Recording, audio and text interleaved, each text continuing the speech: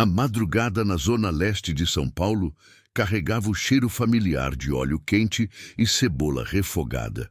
O carrinho de cachorro-quente ocupava a mesma esquina de sempre, entre a padaria fechada e o ponto de mototáxi. A luz amarelada do poste iluminava o rosto concentrado de João Marcos enquanto ele virava as salsichas na chapa fumegante. 24 anos, boné preto sempre calçado, mãos rápidas e precisas. Ele não precisava olhar para saber quando a carne estava no ponto. O som bastava. Jardim Álamo era um bairro que a cidade preferia esquecer. Ruas estreitas, casas empilhadas, fios elétricos cruzando o céu como teias. Mas ali, naquela esquina, havia vida. Motoboys paravam para o lanche das 3 da manhã. Estudantes do turno noturno passavam rindo. Moradores antigos cumprimentavam João pelo nome. Ele conhecia todos. Sabia quem gostava de maionese extra, quem pedia sem cebola, quem sempre esquecia o troco. João do Dogão, chamavam. E o apelido vinha com respeito. A noite estava quieta, o tipo de silêncio que não assusta, apenas embala. João limpou a chapa com um pano já encardido, ajeitou os potes de molho, conferiu o estoque de pães. Tudo no lugar, tudo sob controle. Ele gostava daquela ordem invisível. Cada coisa tinha sua função, cada movimento tinha seu tempo. Nada era por acaso. Do outro lado da rua, uma moto passou devagar. 2 pessoas. O passageiro olhou para o carrinho por tempo demais. João percebeu, mas não reagiu. Apenas continuou mexendo na chapa. A moto seguiu. O som do motor se perdeu entre os becos. Ele respirou fundo. O ar frio da madrugada entrava pelos pulmões e acalmava algo que ele nem sabia estar tenso. Havia aprendido isso sozinho. Observar sem parecer que observa. Escutar sem demonstrar que escuta. Viver sem chamar atenção. Era uma habilidade que vinha de algum lugar profundo. Talvez da necessidade. Talvez de algo mais antigo. Um cliente se aproximou. Homem baixo, bermuda larga, chinelos de dedo. Pediu 2 cachorros quentes completos. João preparou sem pressa. Molho, batata palha, maionese, mostarda. Entregou-o embrulhado em papel manteiga. O homem pagou e foi embora sem dizer nada além de obrigado. Era assim todas as noites. Pessoas passavam, comiam, iam embora. E João permanecia. João guardou as notas no bolso da calça. Não usava caixa registradora. Não tinha maquininha de cartão. Tudo era no dinheiro. Tudo era simples. E funcionava. Ele vendia o suficiente para pagar o aluguel de um quarto nos fundos da casa da dona Carmen. Pagava a conta de luz, comprava mantimentos e ainda sobrava para guardar. Não muito, mas o suficiente para sentir que estava construindo algo. Ele não sonhava grande, não queria carro importado, viagem para o exterior, roupa de marca. Queria apenas continuar ali, vendendo cachorro quente, cumprimentando conhecidos, existindo sem pesar na vida de ninguém. Mas alguma coisa no ar daquela noite estava diferente. Ele não conseguia nomear. Era uma sensação nas costas, um formigamento leve na nuca, como se alguém estivesse observando de longe. Ele olhou ao redor. A rua estava vazia. Apenas o vento empurrando um saco plástico pelo asfalto. João voltou para a chapa, virou as salsichas, ajustou o fogo, respirou. Tudo estava bem. Tudo estava como sempre esteve. Mas uma parte dele, pequena e antiga, sabia que algo estava prestes a mudar. Ele conhecia aquela sensação, e dessa vez ele não conseguiria apenas observar em silêncio. A moto voltou na noite seguinte.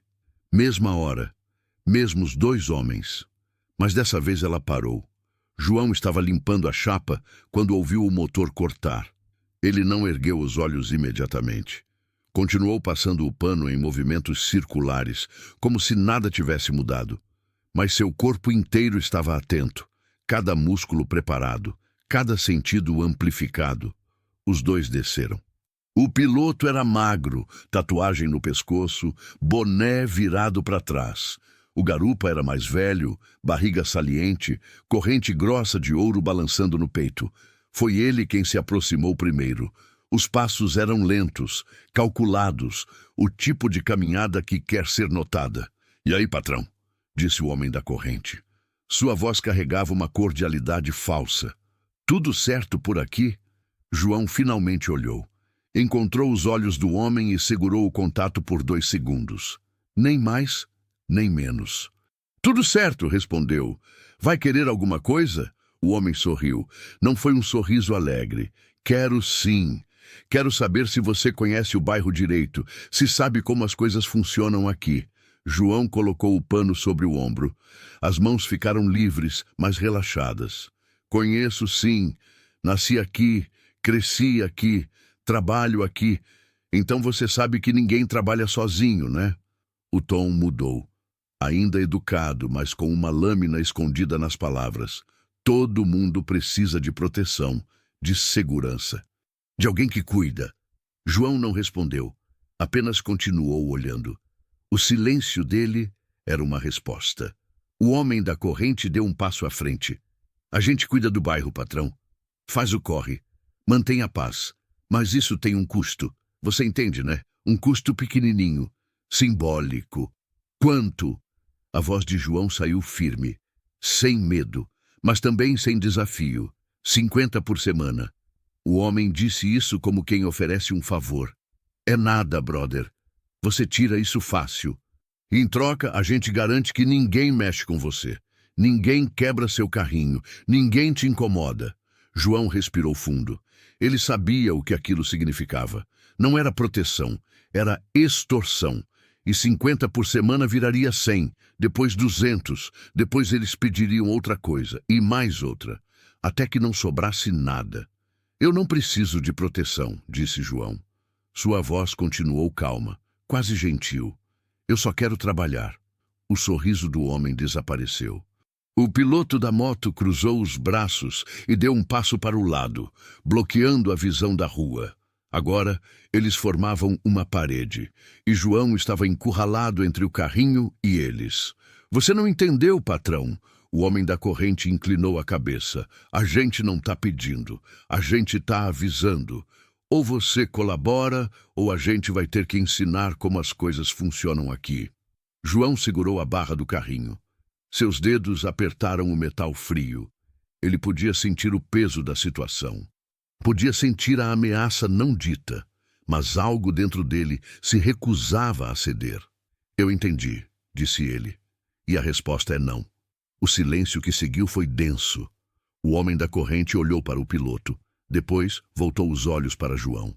"Você vai se arrepender disso", disse ele. Eles voltaram para a moto. O motor ligou. O piloto gritou: "A gente volta, mano." A moto acelerou e desapareceu. João ficou parado, o coração batendo forte, mas o rosto impassível.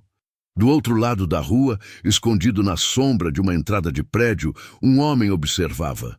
Ele viu tudo, e quando a moto partiu, ele apertou os punhos com força. Marcelo Ibarra conhecia aquele tipo de ameaça e sabia exatamente o que viria a seguir. 3 dias passaram sem que nada acontecesse. João continuou trabalhando. O carrinho abria na mesma hora, fechava na mesma hora. Tudo aparentemente normal. Mas ele sabia que o silêncio era apenas a preparação. Na 4ª noite, a moto voltou. Mas não sozinha. Dessa vez eram 4 motos, 8 homens. João estava atendendo um senhor idoso quando eles chegaram. Ele entregou o cachorro quente, recebeu o pagamento, agradeceu. O idoso percebeu a tensão no ar e apressou o passo para sair dali. João não o culpou. Os 8 formaram um semicírculo ao redor do carrinho. Ninguém falou de imediato. Era uma tática de intimidação silenciosa. A rua esvaziou rapidamente. O homem da corrente desceu da última moto.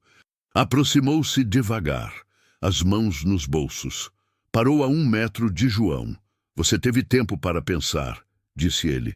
"A gente dá oportunidade, mas a paciência tem limite." João desligou o fogo da chapa. O gesto foi calmo, mas havia intenção nele. Ele estava se preparando. Eu já dei minha resposta, disse João. Um dos homens riu. Foi um riso seco. O homem da corrente ergueu a mão. O riso parou. Ele continuou olhando para João. Você sabe quantos vendedores pagam a gente? Todos. Todos menos você. Eu não acho que sou diferente, respondeu João. Eu só quero trabalhar em paz. Paz custa, mano. Você quer paz? Paga. João respirou fundo. Ele podia sentir o cerco apertando. Podia ver os outros se movendo, ajustando posições, bloqueando saídas. Eu não vou pagar, disse João, e sua voz carregou determinação pura, fria. O homem da corrente inclinou a cabeça. Então a gente vai ter que te ensinar. Ele fez um sinal. 2 homens se aproximaram. Um pegou um pote de molho e jogou no chão. O vidro se estilhaçou. João não se moveu. Apenas observou, calculou, esperou. A tensão crescia a cada segundo. Outro homem chutou a lateral do carrinho. O metal amassou com um som alto. Uma das rodas saiu do lugar. O carrinho balançou. João segurou a barra com força. Manteve firme. Para, disse ele.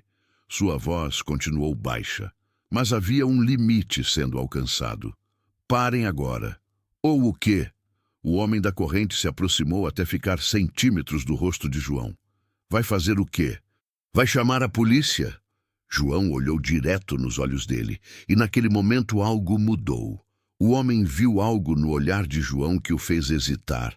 Foi só um segundo, uma fração, mas foi o suficiente para perceber que talvez tivesse subestimado aquele vendedor. Antes que qualquer um pudesse reagir, um dos homens mais novos perdeu a paciência. Ele avançou e empurrou João com força. João cambaleou para trás, bateu nas costas contra o carrinho. A dor foi imediata, aguda, mas ele não caiu. Não demonstrou fraqueza. Agora acabou a conversa, disse o jovem. Agora é na porrada mesmo. Os outros começaram a se mover. E João, pela primeira vez em anos, sentiu algo antigo despertar dentro dele. Algo que ele tinha jurado nunca mais deixar sair, mas que agora, acuado, sem saída, começava a emergir como uma chama contida. Do outro lado da rua, Marcelo Ibarra deu um passo à frente. Suas mãos tremiam, não de medo, de fúria, de impotência. Ele queria correr, queria intervir, queria proteger o filho que havia abandonado anos atrás, mas seu corpo já não obedecia como antes. A doença havia roubado sua força, mas não sua vontade, não sua culpa, não seu amor. E ele sabia que se não fizesse algo agora, naquele exato momento, perderia o filho para sempre. O primeiro soco atingiu João no rosto. A cabeça dele girou para o lado. O gosto de sangue inundou sua boca. Ele cambaleou. O segundo golpe veio na costela. O ar fugiu dos pulmões. Eles vinham de todos os lados. Chutes, socos, empurrões. João tentou se proteger, mas eram muitos, e ele estava sozinho. Um chute nas pernas o derrubou. Ele caiu de joelhos. Mais golpes, nas costas, na cabeça. A visão começou a embaçar. Aprende agora, playboy. A voz do homem da corrente ecoou. Aqui ninguém é maior que a família. João cuspiu sangue. Tentou se levantar. As mãos tremiam. Ele caiu de novo. A humilhação era pior que a dor. Alguns moradores assistiam de longe, das janelas. Ninguém se aproximava. Era a lei do silêncio. Mais um chute, dessa vez no rosto. A bochecha de João bateu no chão. Ele fechou os olhos e, por um momento, desejou que parasse. Mas então uma voz cortou o ar. Chega! Não foi um grito. Foi uma ordem. Os homens pararam e viram um homem se aproximando. Ele vinha devagar, mancando, cabelos grisalhos, rosto marcado por cicatrizes. Não parecia perigoso, mas havia algo nos olhos dele. Quem é você, velho? O homem da corrente deu um passo à frente. Sai fora. Marcelo Ibarra parou a 3 metros deles. Suas mãos nos bolsos, postura relaxada, mas havia tensão contida ali. É com ele, respondeu Marcelo, apontando para João. Então é comigo.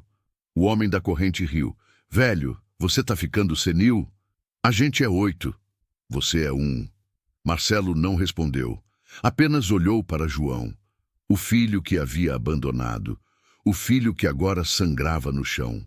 João, com esforço, ergueu a cabeça. Seus olhos encontraram os de Marcelo, e algo passou entre eles. Reconhecimento. Pai? A palavra saiu como um sussurro. Marcelo acenou levemente. Desculpa ter demorado, filho. Os 8 se entreolharam, confusos. O homem da corrente puxou uma faca. Então você vai morrer junto com ele. Marcelo tirou as mãos dos bolsos, devagar, e sorriu. Não foi um sorriso alegre. Foi triste. Vocês não sabem quem eu sou, disse ele. Se soubessem, já teriam corrido. O homem avançou, a faca reluzindo. Marcelo não recuou, e quando o homem estava próximo, Marcelo se moveu. Foi rápido. Preciso. Ele desviou da facada, agarrou o pulso do homem e torceu. O estalo do osso ecoou. A faca caiu. O homem gritou. Marcelo não parou. Ele chutou a parte de trás do joelho do homem, derrubando-o. Depois virou-se para os outros 7. Próximo, disse Marcelo. Sua voz continuava calma, mas havia uma promessa nela. 2 homens avançaram juntos. Marcelo bloqueou o primeiro soco, desviou do segundo e contra-atacou. Um golpe no plexo solar, outro no queixo. Os 2 caíram. Mas o esforço cobrou seu preço. Marcelo sentiu a dor no peito, a falta de ar, as pernas fraquejando. A doença estava lá, lembrando-o que seu tempo estava acabando. Os outros 5 hesitaram, e nessa hesitação, João se levantou, devagar, cambaleante, mas de pé. Ele limpou o sangue do rosto. Cada movimento doía, mas ele não ia desistir. Ele ficou ao lado de Marcelo, pai e filho, unidos pela primeira vez em anos. Marcelo olhou para ele e, pela primeira vez em muito tempo, sentiu orgulho. Não apenas por ver o filho de pé, mas por ver o homem que ele se tornara. Juntos enfrentaram os 5 restantes. E a rua do Jardim Álamo testemunhou algo que ninguém jamais esqueceria. Os 5 restantes não avançaram. Ficaram parados, olhando para os 3 companheiros caídos. O cenário havia mudado. O que era uma execução simples agora era uma luta de verdade. O mais velho deu um passo para trás, depois outro. Ele olhou para Marcelo, depois para João, e viu determinação. A gente volta, disse ele. Sua voz tentava soar ameaçadora, mas havia medo. Isso não acabou. Marcelo não respondeu, apenas continuou olhando. Os 5 recuaram até as motos. Ajudaram os feridos a subir, e em menos de 1 minuto haviam desaparecido. Silêncio. João soltou o ar que estava segurando. Suas pernas fraquejaram. Ele se apoiou no carrinho. A adrenalina estava baixando, e com ela vinha a dor. Marcelo se aproximou, colocou a mão no ombro do filho. Você está bem? João assentiu. Mas não estava. Seu rosto estava inchado, o lábio cortado, as costelas ardendo. Quem é você? A pergunta saiu baixa, carregada de anos de ausência. Marcelo respirou fundo. Eu sou seu pai, mas você já sabe disso. Onde você estava? João virou-se para encará-lo. Onde você estava quando eu tinha 10 anos, quando eu construí essa vida do zero? Marcelo baixou a cabeça. Longe, tentando te proteger. Me proteger de quê? De mim. Marcelo ergueu os olhos. Havia dor neles, de tudo que eu era. João deu um passo à frente. Seu punho fechou. Ele queria socar, queria gritar, mas algo o impediu. Talvez o cansaço, talvez o fato de que o homem havia acabado de lutar por ele. Você precisa de cuidados médicos, disse Marcelo. Eu não vou a lugar nenhum com você. João começou a juntar os pertences do carrinho destruído. Tudo que ele tinha construído, arruinado. Marcelo observou. Depois se abaixou e começou a ajudar. Não disse nada, apenas trabalhou. João parou, olhou para o pai. Por que você voltou? Depois de todos esses anos, Marcelo ficou de pé, limpou as mãos na calça. Porque eu estou morrendo. A frase saiu simples, direta. Tenho no máximo 6 meses. E antes de ir, eu precisava ver se você estava bem. João sentiu algo apertar no peito. Não era pena, era confusão. Você está doente, repetiu João. Há quanto tempo? 2 anos. Marcelo colocou as mãos nos bolsos. A doença é agressiva. Por que não me procurou antes? Porque eu tinha vergonha. Marcelo olhou para o chão. Porque eu te abandonei, porque eu deixei você acreditar que sua mãe morreu por culpa de bandidos, quando foi um erro nosso. Foi fogo, amigo. João ficou imóvel. As palavras demoraram para fazer sentido. O quê? Sua mãe estava numa operação comigo. Ela era policial também. Você não sabia. Mas algo deu errado. As ordens se confundiram. Os tiros vieram do nosso lado. João recuou. Minha mãe era policial? Era. E das melhores. Você puxou ela. A inteligência. A calma. João se sentou na calçada. As pernas não o sustentavam mais. Ele colocou a cabeça entre as mãos. Toda a vida ele havia acreditado numa mentira. Toda a vida ele imaginou vingadores invisíveis. Inimigos que mataram sua mãe. E agora descobria que foi um acidente. Um erro que mudou tudo. Marcelo se sentou ao lado dele. Desculpa, filho. Desculpa por tudo. Eu não sabia como contar. Não sabia como voltar depois de ter fugido da verdade por tanto tempo. Eles ficaram ali, pai e filho, em silêncio, enquanto a madrugada avançava e o bairro dormia. E pela primeira vez em 15 anos, João não estava mais sozinho. Mesmo com toda a raiva, mesmo com toda a confusão, havia alguém ali. Amanheceu. A luz fraca do sol começou a clarear as ruas do Jardim Álamo. João e Marcelo ainda estavam na calçada. Nenhum dos dois havia dormido. João foi o primeiro a se levantar. Cada movimento doía, mas ele precisava se mover. Ele olhou para o carrinho destruído. Eu vou reconstruir, disse ele. Sua voz estava rouca, mas firme. Eles não vão me tirar daqui. Marcelo se levantou também. Eles vão voltar, João. E da próxima vez vão trazer mais gente. Você os desafiou. Então eu me preparo. Com o quê? Marcelo apontou para o carrinho. Eles são organizados. Tem estrutura. Você está sozinho. João virou-se para encará-lo. Eu sempre estive sozinho. Marcelo respirou fundo. Mas agora é diferente. Eles não esquecem. João cruzou os braços. Então, o que você sugere? Que eu fuja, como você fez? A frase cortou fundo. Marcelo baixou os olhos. Depois ergueu novamente. Eu sugiro que você seja esperto. Use sua cabeça. João franziu a testa. Do que você está falando? Você trabalha com informática. Marcelo apontou para o quarto. Mexe com programas. Entende de tecnologia. Use isso. Tecnologia não para bala. Não. Mas informação sim. Você sabe quem são esses caras? Sabe onde moram? Sabe como se organizam? João hesitou. Não. Então descubra. Marcelo estava entrando em modo tático. Você tem as ferramentas. Rastreie. Investigue. Descubra os pontos fracos. João pensou. A ideia fazia sentido. Ele sempre foi melhor com a cabeça. Talvez fosse hora de usar isso. E você? Perguntou João. Vai me ajudar? Marcelo sorriu. Fraco. Vou fazer o que posso. Pelo tempo que me resta. João sentiu um aperto. A raiva ainda estava lá. Mas também havia algo novo. Talvez a aceitação. O homem à sua frente estava morrendo. Vem, disse João. Vamos para o meu quarto. Você precisa descansar. Eles atravessaram a rua. João abriu a porta. O quarto era pequeno. Uma cama. Uma mesa com um computador velho. Prateleiras com peças eletrônicas. Era simples, mas era dele. Marcelo entrou e olhou ao redor. Você construiu isso sozinho. Construí, respondeu João, e vou continuar construindo. Ele ligou o computador. A máquina demorou para iniciar. João se sentou. Os dedos correram pelo teclado. Marcelo ficou atrás dele, observando.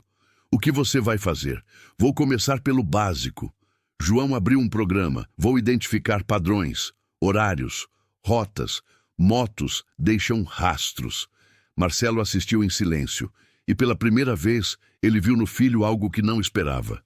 Método, disciplina, foco, tudo o que precisava. Você aprendeu sozinho? Aprendi. João não tirou os olhos da tela. Ninguém me ensinou. Eu observei, pratiquei, melhorei. Marcelo sentiu orgulho e dor. Orgulho pelo homem que o filho se tornou.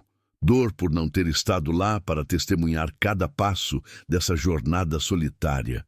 Tem mais uma coisa. Eu conheço gente, antigos parceiros, da rota, alguns ainda ativos, todos com experiência, e todos me devem favores. João parou de digitar. Que tipo de gente? Gente que pode ajudar e que devem favores para mim. João pensou. Fala com eles, mas nada oficial, nada que chame atenção. Eu quero informação, só isso. Marcelo assentiu. Entendido. Eles ficaram ali por horas, João no computador, Marcelo fazendo ligações, e enquanto o dia avançava, uma coisa ficava clara. A guerra estava começando, e dessa vez seria estratégia, seria inteligência, e João estava pronto. Passaram-se 3 dias, 3 dias de trabalho intenso. João mal saiu do quarto, comia pouco, dormia menos, mas os resultados começavam a aparecer. Ele havia cruzado dados de câmeras com horários de movimentação. Havia rastreado placas através de radares. Havia mapeado pontos, identificado padrões. E o que descobriu era perturbador. A facção era uma estrutura, organizada, hierárquica, com pontos de distribuição, rotas estabelecidas e proteção interna. Marcelo entrou no quarto com 2 copos de café. Colocou um ao lado de João. Descobriu algo? João apontou para a tela. Eles têm 3 bases principais. Ele marcou os pontos no mapa, cada uma com funções diferentes. Logística, comando, financeira. Marcelo se inclinou. Como você descobriu? Padrões de movimento. As motos saem sempre dos mesmos lugares, em horários específicos, e voltam sempre para esses 3 pontos. E o comando? Quem está no topo? João clicou em outro arquivo. Abriu fotos. Esse aqui aparece nos 3 pontos. Homem de 40 anos. Rosto marcado, tatuagens, sempre acompanhado. Esse é o líder. Marcelo estudou a imagem. Reconheço ele. Rafael Jandira. Era soldado. Foi expulso da corporação por envolvimento com o crime. João virou-se. Você conhece ele? Marcelo hesitou. Depois assentiu. Conheci. Trabalhamos juntos. Antes dele mudar de lado. Há mais alguma coisa que eu preciso saber? Marcelo puxou uma cadeira. O pai do Rafael morreu numa operação da rota. Eu estava lá. Foi há 17 anos. Operação que deu errado. O pai dele estava no meio, civil, lugar errado, hora errada. João sentiu o peso da revelação. Então ele te culpa. Provavelmente. Eu nunca soube que ele era filho do homem que morreu. Só descobri depois. Por isso ele entrou para o crime. Não sei. Talvez, ou talvez ele já estivesse nesse caminho. A morte do pai só acelerou. João salvou os arquivos. Então temos um problema maior. Não é só extorsão, é pessoal. Ele sabe quem você é? Se não sabe, vai saber logo. Notícias correm rápido. João desligou o computador. Virou-se para o pai. Então temos que agir antes que ele se organize. O que você tem em mente? Informação. João pegou um pendrive. Vou expor eles. Vou mostrar para o bairro quem eles são. Onde estão, como operam. Vou tirar o poder do medo. E como? Tem uma rádio comunitária aqui, a Voz do Álamo. Eles transmitem todos os dias e odeiam a facção tanto quanto eu. Você vai entregar isso para eles? Vou fazer melhor. Vou ajudá-los a investigar, a documentar, a provar. E quando tivermos tudo, vamos ao ar. Para todo mundo ver. Marcelo pensou. A ideia era arriscada, mais inteligente. Ele não queria vingança cega. Queria justiça. Você vai precisar de proteção. Quando isso sair, eles vão vir com tudo. Eu sei. Por isso, preciso que você fale com seus contatos. Quero gente de confiança. Gente que entenda o que estamos fazendo. Marcelo colocou a mão no ombro do filho. Vou fazer isso. Mas, João, entende o que vai acontecer? Isso não tem volta. João segurou o pendrive. Então que queime, mas que queime do jeito certo, com a verdade. Marcelo sorriu. Tristeza, respeito. Sua mãe diria a mesma coisa. Eles ficaram em silêncio. João se levantou. Vou até a rádio. Eu vou com você. Não, você faz as ligações. Dividimos as tarefas. Marcelo assentiu. Pela primeira vez, ele não guiava. O filho havia assumido. João saiu. O pendrive no bolso. Determinação no rosto. A guerra estava prestes a começar. E seria travada com palavras, com fatos, com luz. A rádio Voz do Álamo funcionava em um sobrado velho. Paredes descascadas, equipamentos antigos. Mas havia vida ali. João subiu as escadas que rangiam. A porta estava entreaberta. Ele empurrou. Dentro 3 pessoas trabalhavam. Uma mulher de 30 anos mexia nos controles. Cabelos curtos, óculos, focada. Ao lado, um homem mais velho digitava. E no microfone, uma voz narrava notícias locais. A mulher percebeu João. Virou-se. Posso ajudar? João deu um passo à frente. Meu nome é João Marcos. Preciso falar com quem coordena aqui. Sou eu, Ana Clara. Ela desligou o volume. Do que se trata? João olhou ao redor. Depois tirou o pendrive do bolso. Tenho informações sobre a facção, locais, rotas, estrutura. Tudo documentado. Ana Clara estreitou os olhos. E por que está me trazendo isso? Porque vocês têm voz, alcance, e não têm medo de falar a verdade. João colocou o pendrive sobre a mesa. Eu quero expor eles. Sozinho, eu sou só mais um. Com vocês é diferente. Ana Clara pegou o pendrive. Estudou João. Você é o cara do carrinho, o que apanhou. João assentiu. Sou. E não vou deixar quieto. O homem mais velho se aproximou. Sou Fernando, editor aqui. O que tem aí? Mapas, fotos, horários, nomes, tudo o que consegui coletar. João cruzou os braços. Mas preciso de ajuda. Preciso que vocês investiguem. E quando estiver sólido, transmitam. Ana Clara olhou para Fernando. Depois para João. Isso é perigoso. Você sabe. Eu sei. Por isso preciso que seja feito direito. Com provas. Para que ninguém possa negar. Fernando inseriu o pendrive no computador. Abriu arquivos. Os olhos dele se arregalaram. Isso é detalhado. Como conseguiu? Observação, tecnologia, persistência e ajuda de quem conhece o sistema. Ana Clara se levantou. Olhou João nos olhos. Se a gente fizer isso, eles vão vir atrás de nós também. Eu sei. Mas se não fizermos, nada muda. Eles continuam controlando e as pessoas continuam com medo. Você está se sentindo tocado por essa história? A verdade é que muitas pessoas no Brasil vivem situações parecidas, silenciadas, oprimidas. Mas existem aqueles que decidem não se curvar. Se você está acompanhando até aqui, deixa seu like agora, comenta de onde você está nos assistindo e se inscreve no canal, porque essa história ainda vai te surpreender muito. Vamos juntos até o final. Ana Clara respirou fundo. Tudo bem, vamos fazer isso. Mas com calma, vamos checar tudo e quando estivermos prontos, vamos ao ar. João estendeu a mão. Obrigado. Ela apertou. Não me agradeça ainda. Fernando continuou analisando os arquivos. Isso vai dar uns 5 programas. Precisamos de tempo. Quanto tempo? Perguntou João. 1 semana, talvez 10 dias. João assentiu. Enquanto isso, eu continuo coletando. E você? Ana Clara cruzou os braços. Onde vai ficar? Eles sabem onde você mora. Sabem. Mas meu pai está cuidando disso. Ele tem contatos. Seu pai? Fernando franziu a testa. As coisas mudaram. João não entrou em detalhes. Ana Clara estudou João. Havia algo nele. determinação. Toma cuidado, disse ela. João virou-se. Mas também não vou fugir. Ele desceu, a rua vazia, olhou ao redor. Tudo normal. Começou a caminhar, mas parou. Uma moto parada. Piloto olhando a rádio. João fingiu não ver. Continuou. Sentidos alertas. Eles sabiam. Acelerou, virou esquina, pegou o celular, ligou. Pai, eles estão vigiando a rádio. Marcelo respondeu. Volta para casa. Agora. E não anda sozinho. A partir de hoje, você tem proteção.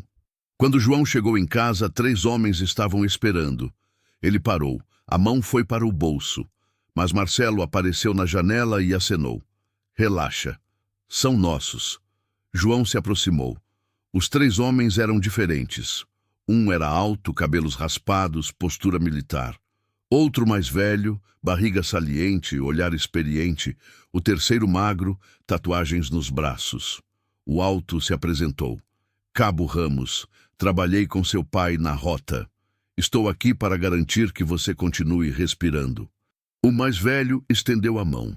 Sargento Duarte, seu pai me tirou de uma emboscada há 20 anos. O tatuado acenou. Bruno, ex-BOPE. Se alguém tentar algo, vai se arrepender. João olhou para Marcelo, que saiu do quarto. Você chamou todo mundo. Marcelo deu de ombros. Eu disse que tinha contatos, esses são os melhores. Ramos cruzou os braços. Seu pai nos contou a situação. Facção cobrando. Você reagindo. Agora eles vão escalar. Nossa função é dar tempo. E o que você precisa fazer? Perguntou Duarte. João olhou para os 3. Expor eles, mostrar para o bairro quem são, tirar o poder sobre as pessoas. Bruno soltou um riso. Corajoso. Ou louco. Marcelo interveio. Ele é inteligente. Tem um plano. Temos que dar cobertura. Ramos olhou ao redor. Este lugar não é seguro. Térreo, muitas entradas. Precisamos de outro local. João balançou a cabeça. Eu não vou sair. Este é meu bairro. Se eu fugir, eles ganham. Então vamos fortificar. Bruno examinou as janelas. Câmeras. Rotas de fuga. Turnos de vigilância. Duarte se sentou. E quanto tempo temos? 1 semana. Talvez menos. João explicou sobre a rádio, sobre o material. Quando transmitirem, a facção vai explodir. Ramos assentiu. Então temos 7 dias. Dia 1, vigilância. Dia 2, rotas de escape. Dia 3, protocolo de emergência. E eu? Perguntou João. Você continua sua vida. Marcelo se aproximou. Continua coletando informação. Mas não sai sozinho. Sempre alguém vai com você. João não gostou. Eu não sou prisioneiro. Não é. Bruno se levantou. Mas também não é imortal. Eles vão tentar te pegar isolado. Nossa função é garantir que isso não aconteça. A noite caiu. Os 3 homens organizaram turnos. Ramos ficou no primeiro. Duarte descansou. Bruno saiu para reconhecimento. João sentou-se com Marcelo. Você confia neles com minha vida e agora com a sua. E se não der certo? Daí a gente luta. Marcelo virou-se. E se precisar, a gente cai lutando. João sentiu o peso. Pessoas dispostas a morrer por ele. Por justiça. Lá fora, uma moto passou devagar. Ramos observou. Não parou, mas diminuiu. 2 minutos depois, outra moto. Mesmo comportamento. Ramos pegou o rádio. Temos movimento, reconhecimento. Bruno respondeu. Confirmo. 3 motos circulando, padrão coordenado. Marcelo fechou as cortinas. Começou mais rápido do que esperava. João foi ao computador. Se eles estão mapeando, eu também vou. Começou a acessar câmeras, cruzar dados. Duarte acordou. O que acontece? Eles testam. Ramos continuou vigiando, querendo ver nossa reação. Então mostramos. Bruno entrou. Vamos fazer rodízio visível. Parecer mais. A estratégia funcionou. Nas 2 horas seguintes, as motos diminuíram. Depois pararam. Era só o começo. João salvou os arquivos. Mandou para Ana Clara. Mais dados, mais provas. E enquanto a madrugada avançava, uma coisa ficava clara. A guerra silenciosa estava se transformando em algo maior. E ninguém sairia ileso. 5 dias se passaram. 5 dias de tensão constante. Cada barulho era uma ameaça, cada sombra um perigo, mas também 5 dias de preparação. João trabalhava 12 horas por dia, coletava dados, confirmava informações, enviava tudo para Ana Clara. A cada arquivo a história ficava mais clara. A facção era lavagem de dinheiro, infiltração em órgãos públicos, controle territorial. Marcelo enfraquecia, a doença avançava, ele escondia a dor, mas João percebia as pausas mais longas. A respiração difícil. Você precisa descansar, disse João. Marcelo balançou a cabeça. Vou descansar quando você estiver seguro. Ramos instalou 6 câmeras ao redor do quarteirão, conectadas ao laptop de João. Agora ele via quem se aproximava. Duarte mapeou 3 rotas de fuga, uma pelos telhados, outra pelos becos, a terceira através de um túnel antigo. Bruno estabeleceu contato com moradores, pessoas cansadas da facção, dispostas a ajudar, com olhos, ouvidos, informação. Na rádio, Ana Clara e Fernando trabalhavam freneticamente, checando cada dado, construindo uma narrativa sólida. No 6º dia, Ana Clara ligou. Estamos prontos. Vamos ao ar amanhã à noite, às 8, 1 hora completa. João sentiu um aperto. Amanhã. Em menos de 24 horas, tudo mudaria. Ele reuniu todos. Marcelo, Ramos, Duarte, Bruno. Contou sobre a transmissão, sobre o que viria. Eles vão explodir, disse Ramos. Vão vir com tudo, para silenciar. Eu sei. João respirou fundo. Por isso precisamos estar prontos, não apenas para defender, mas para documentar. Bruno cruzou os braços. Você quer câmeras gravando durante o ataque? Quero. Se eles vierem, eu quero que fique registrado, que a violência deles seja exposta. Marcelo colocou a mão no ombro do filho. Você está pensando como um estrategista. Sua mãe estaria orgulhosa. João olhou para o pai. Pela primeira vez em dias, ele viu não apenas o guerreiro, mas o homem. O pai que voltou, que estava morrendo. E que ainda lutava. Na manhã do 7º dia, o bairro amanheceu diferente. Havia um silêncio pesado, como a calmaria antes da tempestade. Às 3 da tarde, um carro parou na frente da rádio. 2 homens desceram, entraram. 5 minutos depois, saíram. Ana Clara ligou imediatamente. Eles vieram, ameaçaram. Disseram que se a gente transmitir, vão queimar a rádio, com a gente dentro. Você vai desistir? Ana Clara hesitou, depois respondeu, não. Vamos transmitir. Mas tem gente aqui com medo. Eu entendo. João olhou ao redor. Eu também tenho medo, mas medo não muda nada, só a ação muda. Então nos vemos do outro lado, disse Ana Clara. João guardou o celular, olhou para o relógio. 5 horas para a transmissão, 5 horas para o bairro acordar. 5 horas para a guerra sair das sombras e explodir à luz do dia. Ramos conferiu as armas pela 3ª vez. Duarte revisou as rotas de fuga. Bruno fez a última ronda pelo quarteirão. Marcelo sentou-se ao lado do filho. Não disse nada. Apenas ficou ali, presente, como deveria ter estado sempre.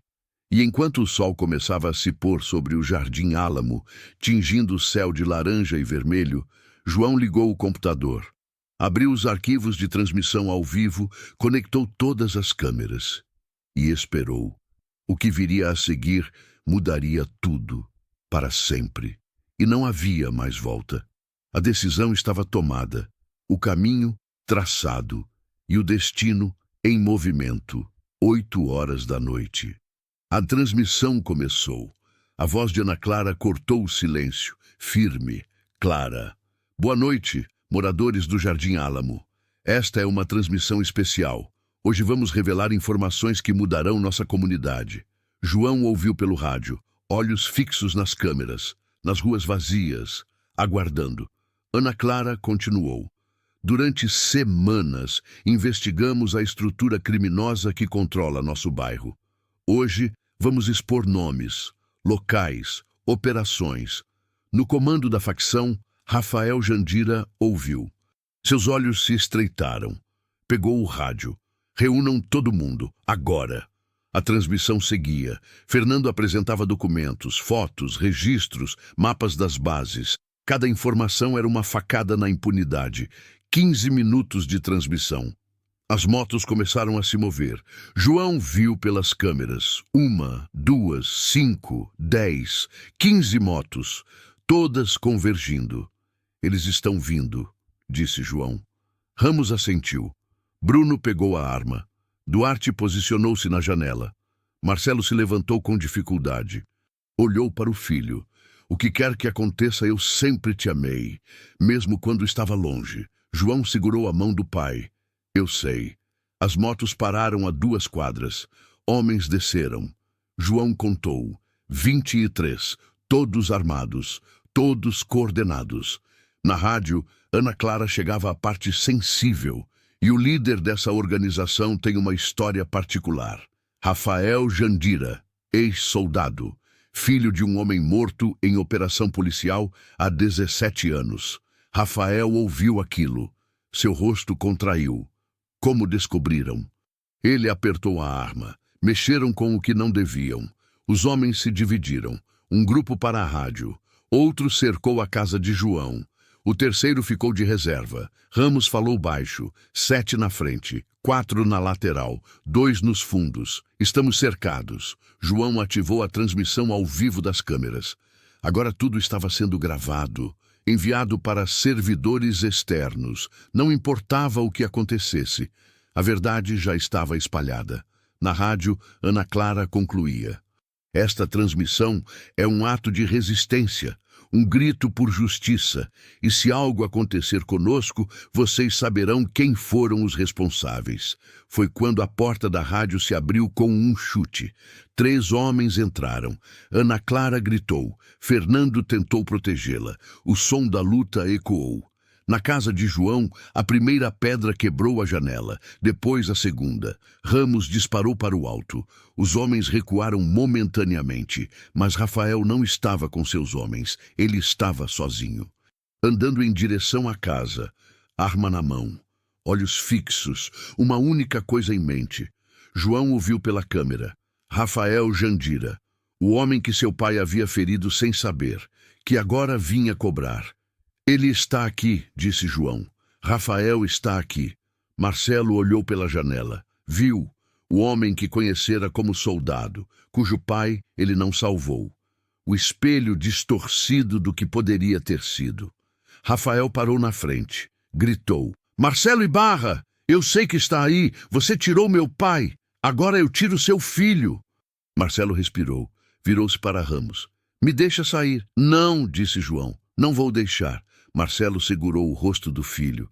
Eu já estou morto. A doença vai me levar. Mas você tem uma vida pela frente. Deixa eu te dar proteção. João sentiu as lágrimas. Pai. Marcelo sorriu. Finalmente. Virou-se.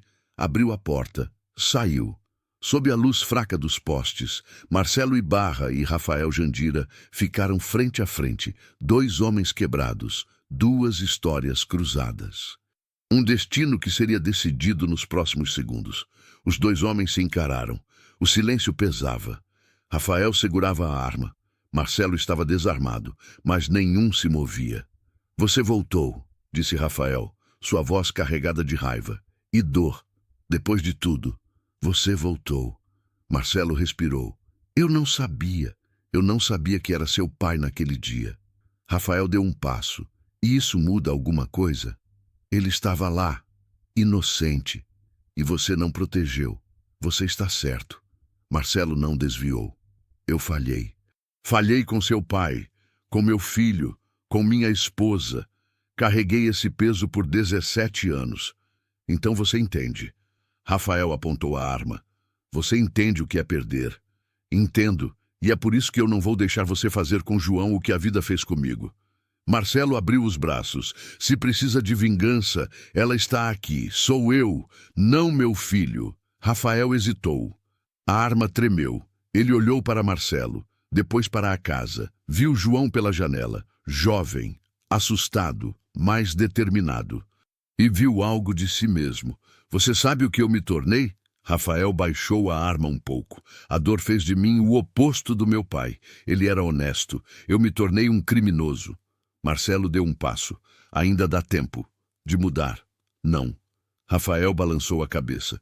Já é tarde para mim. Mas talvez não seja para ele. Apontou para João. Talvez ele consiga quebrar o ciclo. Dentro da casa, João assistia. O coração batendo forte.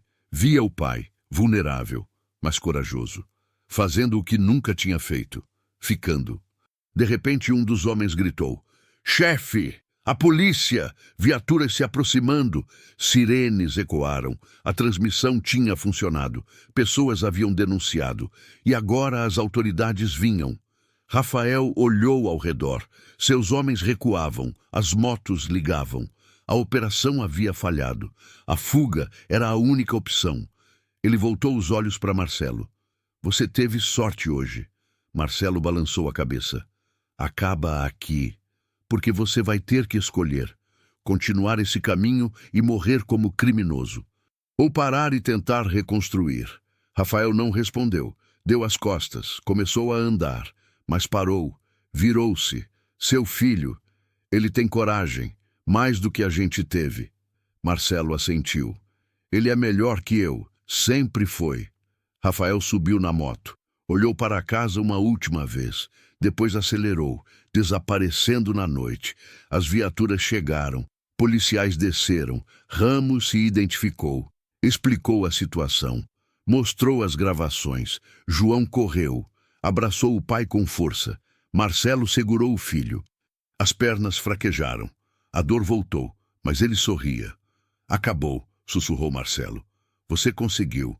Na rádio, Ana Clara voltou ao ar. Ferida, assustada, mas viva. Eles tentaram nos calar, mas não conseguiram. Nos dias seguintes, prisões foram feitas. Não todas. Rafael havia fugido, mas a estrutura da facção foi desmantelada. Os moradores finalmente respiraram. João voltou à sua esquina. O carrinho estava destruído, mas ele não estava sozinho. Moradores vieram, ajudaram, doaram. Em uma semana, um novo carrinho estava montado. Marcelo sentou-se ao lado do filho pela última vez. A doença havia acelerado. Dias restantes. Eu vou sentir sua falta, disse João. Marcelo segurou a mão. Eu sempre estive aqui, mesmo quando não estava. Agora eu posso ir em paz. 3 dias depois, Marcelo Ibarra morreu. Dormindo, em paz, ao lado do filho que havia salvado. E enquanto o bairro chorava, o guerreiro que voltou, João acendia o fogo do novo carrinho. A vida continuava. Diferente, mais difícil, mas livre. O Jardim Álamo havia mudado para sempre, e João sabia. Isso era só o começo. 6 meses depois, o sol da manhã banhava a esquina onde João trabalhava. O novo carrinho brilhava, limpo, organizado e sempre cheio. Mas não era mais apenas um carrinho, era um símbolo. As pessoas vinham não só pela comida, vinham pela história, pelo que aquele lugar representava. Resistência, coragem. João não estava mais sozinho. Ana Clara havia se tornado parceira. Juntos, criaram um projeto. Oficinas de tecnologia para jovens do bairro, ensinando programação, informática, dando ferramentas. O carrinho agora tinha um QR Code colado. Quando escaneado, levava a um site. Lá estavam informações sobre direitos dos moradores, como denunciar extorsão, como buscar ajuda. Ramos, Duarte e Bruno ainda visitavam. Não mais como seguranças, mas como amigos. Eles ajudavam nas oficinas, ensinavam defesa pessoal, cidadania. O bairro havia mudado. A facção nunca se recuperou. Rafael nunca foi encontrado. Alguns diziam que fugiu, outros que deixou o crime. Ninguém sabia. Mas sua ausência permitiu que algo novo crescesse. Uma cooperativa de segurança comunitária foi formada. Moradores se organizaram, criaram grupos, sistemas de alerta, rondas voluntárias. Não era perfeito, mas era deles. João olhou para o céu. Pensou no pai, na conversa que nunca tiveram, nas palavras finais, nas mãos que seguraram as suas. Ele sentia falta, mas não se arrependia, porque aqueles últimos dias valeram por anos, valeram por uma vida inteira de ausência. Uma menina se aproximou. Devia ter uns 10 anos, olhos grandes. Você é o João do Dogão? Sou. João sorriu. Quer um cachorro quente? Não, eu quero aprender. Meu irmão falou que você ensina computador, que ensina a gente a se defender, com informação. João sentiu algo apertar no peito. Esperançoso. Ensino sim. Quer se inscrever? A menina assentiu. João pegou um papel. Anotou o nome. Marcou o horário. E quando ela saiu correndo feliz, ele soube. Isso era o que seu pai quis dizer. Quebrar o ciclo. Criar algo novo. Ana Clara chegou com uma câmera. Vamos gravar mais um episódio do podcast? João acenou. Vamos. Qual o tema? Memória. Ana Clara ajustou o equipamento. Como as histórias moldam comunidades. Como a verdade liberta. E como um vendedor de cachorro-quente mudou um bairro. João riu. Eu não mudei nada sozinho. Eu sei. Ana Clara apertou gravar. Mas você começou. E às vezes, começar é tudo. A gravação fluiu. João falou sobre o pai, sobre não fugir, sobre usar inteligência ao invés de violência, sobre comunidade. No final, ele falou diretamente para quem ouvia, para vocês que vivem situações parecidas, que se sentem presos. Eu quero que saibam, a mudança é possível. Não é fácil, mas é possível. E começa com uma escolha: não se curvar. Quando terminou, Ana Clara desligou. Isso vai tocar muitas pessoas. João olhou ao redor. Para o bairro diferente, para as pessoas que acenavam, para a esquina que era esperança. Recomeço. Ele pegou o celular. Abriu a galeria, a última foto com o pai, Marcelo sorrindo. Fraco, mas em paz. Obrigado, pai, sussurrou, por voltar, por ficar, por ensinar que nunca é tarde. O carrinho fumegava, clientes chegavam. A vida seguia, com propósito, direção, legado. E em algum lugar, talvez, Marcelo Ibarra observava, orgulhoso, em paz, sabendo que seu filho não apenas sobreviveu, mas floresceu e estava mudando o mundo. Um cachorro quente, uma oficina, uma vida de cada vez.